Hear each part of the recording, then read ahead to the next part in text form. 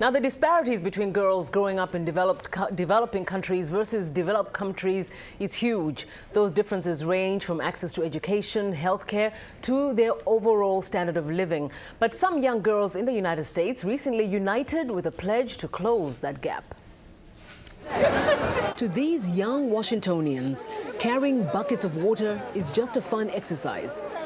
But they know that for many of their counterparts in developing countries, this is a day-to-day chore. So recently they came out to this United Nations Foundation pep rally to help make their counterparts' lives better. Elizabeth Gore is the foundation's executive director. We have really not only seen that girls in developing countries are the most marginalized population, but more so that they have the most potential to succeed. And so we've been investing in holistic programs for their education, their health, their safety, their leadership. And now we think it's time for the rest of the world to invest in them and lift them up. And who better than American girls to do that? The pep rally is part of the foundation's Unite for Girls tour, the tour's first stop in Washington.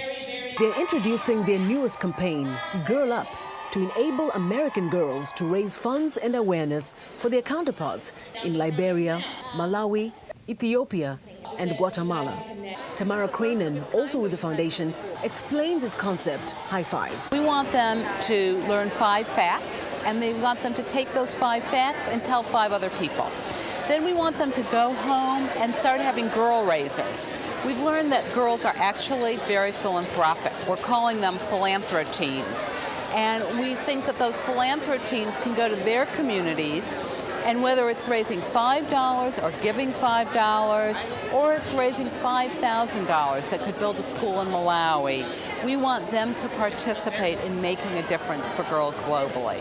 The foundation counts on its 17 teen advisors located around the U.S. to help with its campaigns by raising money and awareness in their communities. Since many have traveled to developing countries, they can educate other American girls here about the plight of their counterparts there. Bridget Luru, a teen advisor, visited an orphanage during a recent trip to Tanzania. She now wants to help raise money for those who are forced to drop out of school due to lack of resources. If I were a girl in a developing country, I would want somebody to do the same for me, so therefore I'll do it, and I know they are really thankful.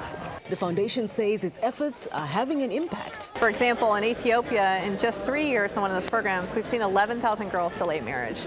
That is good. That means they went to school, they're literate now, they've had access to health care. Long term, we really hope that American girls will go visit girls globally and vice versa, and will really make a difference in relationship building throughout the world. Those attending the pep rally were in for great entertainment.